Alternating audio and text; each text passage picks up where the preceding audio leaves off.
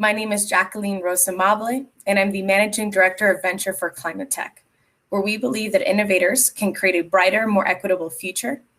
We are a hybrid studio plus accelerator program that supports the earliest stage climate tech founders in accessing the tools, talent, capital, and community they need to launch and build their ambitious companies. For the matters of today, what that means is that it is my honor to welcome you all to the For ClimateTech Summit. Welcome. We are so glad you are here to get to know our spectacular community and founders. I'm not going to talk to you today about the climate crisis because I'm going to make the leap and assume you are here because you care and you already know that our global systems need to evolve and that there's still so much that we can save. What I want to talk to you about today is my hope, optimism. We are conscious carbon floating through space. And by some absolute miracle, we get to call this planet home and share with it other incredible and beautiful species in life. And we are conscious. We can make decisions. We can understand and learn from our mistakes. And our human spirit is undefeatable in its ability to create and make our dreams a reality. There's a quote I carry with me when I'm making tough decisions in my life to leap into the unknown by Nelson Mandela that I'd like to share with you today. May your choices reflect your hopes and not your fears. So today, as you hear about solutions, as you hear from our amazing speakers and panelists on topics ranging from the challenges of entrepreneurship to the future of carbon tech and beyond, don't let yourself fall into the trap of thinking of the ways they couldn't work. Instead, allow yourself to have hope, optimism. Let yourself imagine what the world will look like if these solutions are brought to mass scale and commercialization. Let yourself imagine what our world will look like if we let our choices reflect our hopes and not our fears. Because it will take all of us with a wide and diverse range of skill sets to make this brighter future possible. And so if you listening today aren't sure how you can help, just know that just as you're able to start contributing today. Every company has needs for a diverse set of skills to run effectively. You can also start in powerful ways locally to move the needle, or help organize through organizations like Climate Changemakers for policy innovation. Everybody has a role to play in saving our ecosystems. Thank you. Without further ado, I'd like to kick off the summit by thanking our partner NYSERDA, who you'll all hear from in just a minute. Thank you, NYSERDA, for making this program and summit possible, as well as thank you to our sponsors, CARTA and SVB, for their support of our work. Already on stage with us, I'm really excited to introduce you to Katie MacDonald from NYSERDA. Katie is a climate leader with over a decade of experience in international development, not-profit leadership, political organizing, business acceleration, and strategic partnerships within the climate space. She joined NYSERDA in February of 2020, where she serves as the Director of Technology to Market, managing a team responsible for accelerating climate solutions that New York State needs to reach its nation-leading climate goals. Katie comes to NYSERDA from Greentown Labs, the largest clean tech incubator in the United States, where she is Senior Director of Strategic Partnerships, responsible for corporate partnerships and industry accelerator programs. At Greentown, Katie designed and scaled the Greentown Launch, model for corporate startup partnership development, and ran a first-of-its-kind program in energy storage, hydrogen, solar materials, circular economy, and distributed energy resources. Hey, Katie, how are you doing? So great to be with you. I'm so excited to be here at the inaugural For ClimateTech Summit with you. What a pleasure, and hello, everybody. Thank you so much for joining us. I hope you all can hear us. So Katie, I want to start at the beginning. What has your journey been and how did you end up at NYSERDA?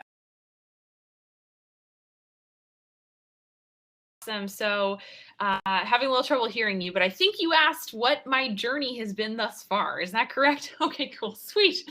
So yeah, I mean, first of all, it's such a pleasure to be in the company, even virtually, of so many climate warriors. And I loved your opening comments, Jackie. I thought they were just perfect for the fight that all of us are a part of. I joined this movement when I was a teenager. So I had the experience of being really stirred to action, as I think many people were, by Al Gore's Inconvenient Truth. So I went to the movie theater expecting to have kind of a regular day and watched that documentary and left a totally new person. literally. So I decided the day that I was exposed to all that information, and of course, like sobering reality about the future of our planet and species if we don't act, I decided that day to commit my life and career to fighting climate change. So um, really what that meant is it meant that like the next week, I essentially made the decision to much to the remiss of some of my teachers, leave school with 20 friends to go to a wind power protest. And met a ton of Harvard students there that were working to push through the then Cape Wind project that took years to cite, but thankfully is moving forward in Massachusetts with Vineyard Wind. And upon graduating from high school, we ended up co-founding a nonprofit together called Students for a Just and Stable Future. So I spent most of my time in college organizing students. We worked with 52 universities and helped pass the Global Warming Solutions Act in Massachusetts. Worked with James Hansen, who was the first scientist to testify about climate to Congress, as well as Bill McKibben and a bunch of other activists to push Massachusetts. At the time, we were pushing for 100% clean energy by 2020. So, but before our time, as it were. And then, our movement and a lot of our work as student organizers ended up manifesting as what we now know as the divestment movement, which of course has had some awesome wins, culminating in Harvard's divestment last week. So, so I got really involved in political organizing, and then really decided that as a very creative and artistic person, I wanted to move towards the space where people were really building solutions. I was getting overwhelmed by kind of the intensity of the climate situation from a policy standpoint. I was thinking about what can I do to really, leverage the biggest kind of leverage point possible in this fight. And I really landed on climate tech. So that's when I decided to apply for the executive director role at Clean Tech Open. That ended up working out. So I was executive director of Clean Tech Open for 3 years and got a chance to work with hundreds of climate tech companies and just get totally bought into the amazingness of the entrepreneurial ecosystem. And then, of course, as you mentioned, I went over to Greentown and, did a lot of the stuff you mentioned, really fighting to ensure that we could net some promising commercial outcomes between awesome climate tech founders and the companies that could scale their products, and did that for years.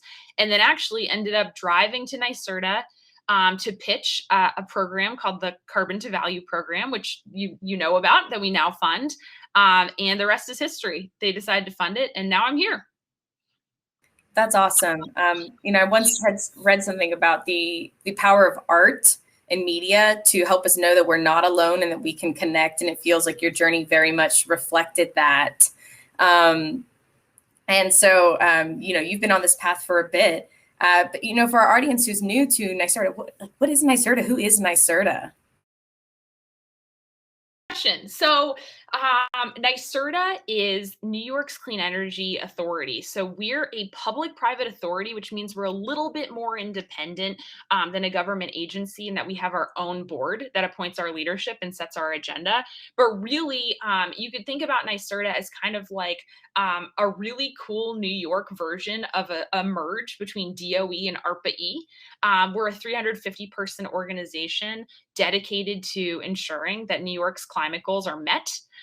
We receive a lot of our mission from the Climate Act that was passed in 2019. So the Climate Leadership and Community Protection Act that puts us on a path to, 100% carbon-free electricity by 2040, economy-wide carbon neutrality by 2050, and a ton of other really exciting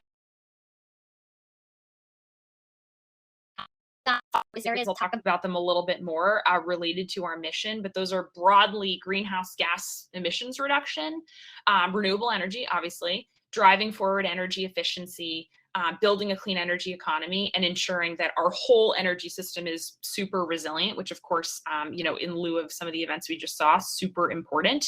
And our projects are really diverse. So like our 350-person team is on any day working on a range of things. A few notable things we're working on now, just to give you sort of a sense of the breadth over here, is we've got, over 4,300 megawatts of offshore wind projects that our team is working on our large scale renewables team.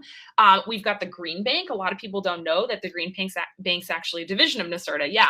So the Green Bank last year, I think they passed a $1 billion investment mark, right? Crazy. So, we're turbo loading investments through the Green Bank into all sorts of green infrastructure and climate infrastructure projects here in the state. And then, all the way down to some of the stuff that I'll talk more about that our team manages, like our $10 million New York Climate Progress convertible note program. So, this is NYSERDA is essentially, in my mind, and really the reason I came here and love it so much. It's kind of like New York's NASA for clean energy and climate. So we get to do all sorts of cool stuff. I love the different, metaphors for helping people understand. Because I remember when I first heard about NYSERDA, I was like, wait, you do everything from like top of funnel to the massive offshore wind. It took me a second to wrap my head around. But they also have a fantastic Instagram. So if you ever want to follow NYSERDA's Instagram and understand the breadth and depth of projects they work on, I highly recommend it. But Kate, you're specifically on the innovation team. So like, what does that mean? What kind of programs? I know we're one of those, right? But, give some highlight to that breadth. Thanks, Jackie. Yeah, we need analogies to survive and thrive, so glad you feel the same way. But yeah, so the innovation team at NYSERDA is the team that I'm on. We're led by John Lochner, who's our VP of Innovation. And really, we exist. Many of you here are obviously members of the tribe, so you totally get this. But we exist because we've got a long way to go to make sure that every technology that we need is fully commercially ready to mitigate the emissions we have to cross sector. So, for instance, many of you probably saw that International Energy Agency report from 2020 saying that in order to mitigate at least 75% of the emissions globally, we have to remain under 1.5 degrees Celsius. We will need new commercial technologies available. So meaning that in those sectors where we have to mitigate those emissions, things may be near commercial, but they're not quite there yet, which means that, government agencies like NYSERDA and of course the federal government, I know you'll hear from Jigger later about this, really have a responsibility to catalyze investments where we can, so that to meet our policy goals, we're lining up all the tools in the toolbox so that they really are totally ready for action in the market. So, with that being said, the innovation department in NYSERDA is really split into two sections. We've got an R&D section that's really committed to mitigating the earliest stages of technical risk for companies.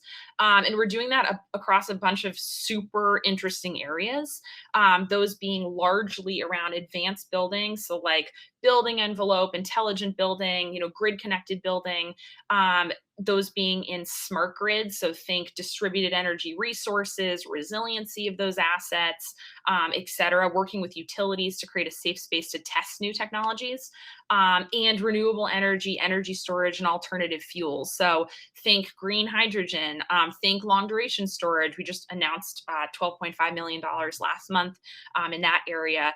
Think all sorts of transmission distribution technologies needed to ensure that our grid is super tight and functional. So that's one side of the house in the innovation team. Then you've got my team, our team, which is the tech to market team. And we are still working on mitigating that technology, execution and market risk for all climate tech. So all solutions, whether they be, data analytics or technology-enabled services or hardware or business models, anything that reduces greenhouse gases, those solutions, if they still have that risk present, and are, these are largely pre-Series B companies, we're committed to building the best ecosystem in the world we possibly can here in New York to enable them to start and scale. And we do that through a bunch of programs. Obviously, this is one of them, with you at the helm, Jackie, which is awesome. We've been so excited to see the success of the Venture for Climate Tech program. We also run other accelerators like the Carbon to Value program I mentioned, a 3-year program run by Greentown and Urban Future Labs alongside Fraunhofer. We've got 6 NYSERDA funded incubators that are available for, early to growth stage companies that are really trying to net their first commercial wins in the state. We've got an entrepreneur in residence program that offers all sorts of curated mentorship, training, access to talent to companies that are committed to building their companies in the state. And it's worth mentioning that you don't have to be in New York to take advantage of a lot of our programs. The EIR program is a great example of that. We actually take on projects in that program where we apply mentors to help companies think about how to get into New York. So if you're listening and you've got like a project or a customer relationship or, maybe a fundraising relationship or a desire to really engage New York on any topic, and you're interested in some support, the EIR program is awesome for that. We've also got the MCOR program, Scale for Climate Tech, which is really the Venture for Climate Tech sister program. And that enables companies that are really ready for design for manufacture approaches and mentorship, and also access to manufacturers to get in there, engage with Next Core and Second Muse, and really think about how to establish those relationships, which often are leading to, of course, like, some of the first manufactured units of product in New York, which is awesome. And just a ton of other programs. We are, as I mentioned, doing direct investments into companies through our New York Climate Progress program, as well as our Ignition Grant program. And we're launching some big stuff, some of which is coming soon, some of which has been announced, that's helping NYSERDA really put a stake in the ground in the sectors the state knows we need. So I'll talk a little bit more about those programs later, but just like as a coming into this role, I think it's been so humbling to see all the ways in which our partners like you all in New York, and all the ways that New York-based climate tech companies have really risen to the challenge of making this a one-of-a-kind ecosystem. And our mission is really to listen to founders in the market to determine what else is needed, so that we can deploy that. I think our approach is really, we understand that in order to win the war, it's not about speeches or going to events, right, necessarily, even though it's a part of that. It's about a lot of the less sexy stuff, right? Like writing a bill of materials or finding an investor or bringing on a new team member. So that's really where we spend the majority of our time, thinking about how to eliminate those barriers so that we can see those companies scale to in-market events like sales revenue and paid customer projects.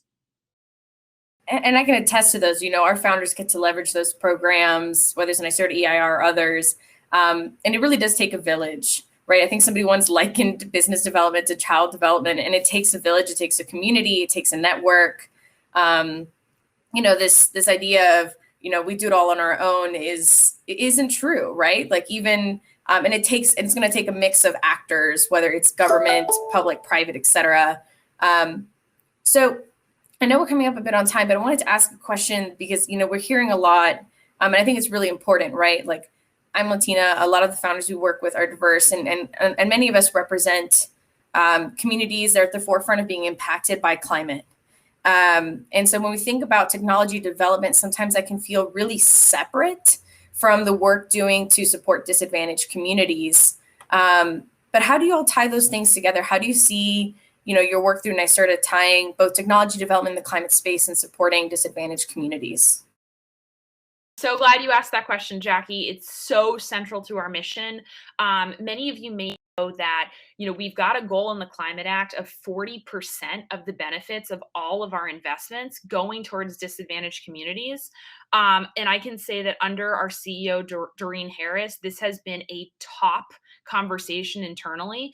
NYSERDA has made sweeping changes and will continue to make sure that every single funding decision we make puts this question at front and center. How will this action make the transition more just? How will we make products available, accessible, and affordable to disadvantaged communities? How take the historic inequity, lack of access to affordable energy, and challenges that frontline communities face, and flip the table on that challenge and really put them first once again in our decisions. So that is a huge value of the organization. We're bringing in more talent that has that perspective, and we're engaging communities with our community engagement team to really ask how can we engage them more in the process of designing all of our plans. So once again, those benefits can be realized. A few just tangible examples of things we're working on. One really exciting thing that actually launched last week is the Climate Justice Fellowship Program. It's 150 fellowships. This is basically saying, hey, listen, we know the people that understand disadvantaged communities are the people from those communities. How do we bring in fellows and attach them to startups or nonprofits or private sector companies and really have them tell our leaders and sit with them side by side and develop environmental justice plans to make sure that new technologies or plans to reform what communities look like deeply reflect the values and the needs of those communities. So that's actually a program that's accessible to any startup that's listening right now that's got an address in New York City or anywhere else in New York. So that's a program to check out. We're also doing sweeping innovation activity around, decarbonizing communities when it comes to transportation. So we launched an $85 million package of transportation prizes this year with applications due in July. So we'll be evaluating solutions that can help lower particulate matter, lower pollution in these communities, while also making these communities the first ones to benefit from some of the most cutting edge electric vehicle and electric mobility solutions that we have. I'll also say, we're really looking for community ownership models. So we're looking at how do we enable communities to actually own the assets, whether they're distributed energy resources or other assets that are going to help generate the kind of services and energy that they're going to need for this transition. And finally, we're really following the lead of communities in trying to think about how do we build resiliency into this plan? How do we make sure that, urban heat island and extreme flooding and sea level rise and some of the historic inequity around access to electrons can be mitigated as we move forward in a way that really gives disadvantaged communities exactly what they need to thrive. So I'll pause there. Thank you for sharing that, because I think it's something that really matters to people that are advocating for climate, and they love hearing that organizations like yourselves are thinking about these issues.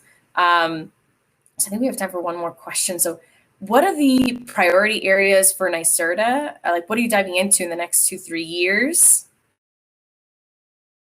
Yeah, sure. Thanks for the question. So we have so much going on. I will just say, if you all have any friends that you haven't been able to convince to come work for your cool climate tech startups that you want to send our way, we are looking for climate warriors. So, and we have got an enormous mandate, Jackie. So, a few key areas. Number one, we really understand at NYSERDA that innovation is a fulcrum to create economic value and jobs. Innovation is actually the only sector that has a 5x job multiplier. So for every one high-tech job, you create 5 other jobs in the market. So, once again, we'll continue to build the ecosystem in New York and try to attract capital to climate tech companies so that we can realize that vision of really creating economic value for the whole state based on our work. We're also going to be incredibly focused on deep decarbonization. So you might have seen we launched a $19.5 million program focused on making New York the center of the planet when it comes to carbon tech. So we'll keep beefing up those programs. We'll be announcing some partners running an entrepreneurial fellowship in carbon tech, as well as distributing grants in carbon tech soon. And then finally, I know we don't have a lot of time. Finally, we're really looking at how do we reform finance and insurance markets to make sure that climate tech is, that risk is priced properly and that we can get climate tech out in the market. And so we're working with the Department of Financial Services through an MOU we signed with them and a lot of other stakeholders in finance and insurance to make sure when it comes to those large market forces and policymaking, we're rigging the deck in climate tech's favor. So those are just a few areas. And if you're interested in learning more, you can check out our strategic outlook on the NYSERDA website, which lays out everything that we'll be doing as we wrap up our $5 billion clean energy fund over the next 4 years. So feel free to reach out to me if you have any interest and questions in anything we're doing or any ideas, because we literally build programs off the ideas we hear from the markets. We love to hear from people, seriously. And I'll encourage Jackie to distribute my email liberally. But just check out our website for more. And yeah, all I'll say is it's an incredibly exciting time to be in New York and to be in innovation. To hear, and it does, it can, for some people, I think, they're like, oh my God, there's so much to do, but that's also what gets me excited because, it's the way I think about it is, we've built these incredible global systems. We're now learning from them, and now we get to reinvent based on those learnings and have another shot. And I think that's just incredible. So Katie, so if people wanted to connect with NYSERDA, you are a huge organization. How can they best connect? Where do you recommend sending them? Absolutely. Thanks, Jackie, for that question. So I will say, number one, you can always reach out to us. Our contact info is on the website. You're also welcome to email me. My email is katie.macdonald@nyserda.ny.gov. So, we have a big tech to market team at NYSERDA, almost 13 people, full-time staff and consultants, and we're always happy to direct people towards open funding opportunities.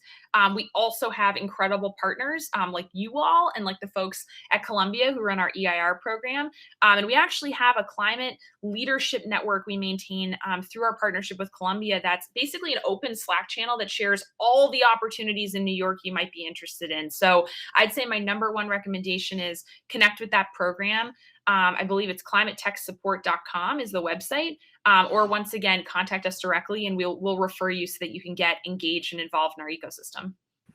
Awesome. Thank you so much, Katie. So up next, we'll make sure that Katie mentioned. Up next, we have Dave Joke and Brad Feld, who are going to talk to us about entrepreneurship and their newest book.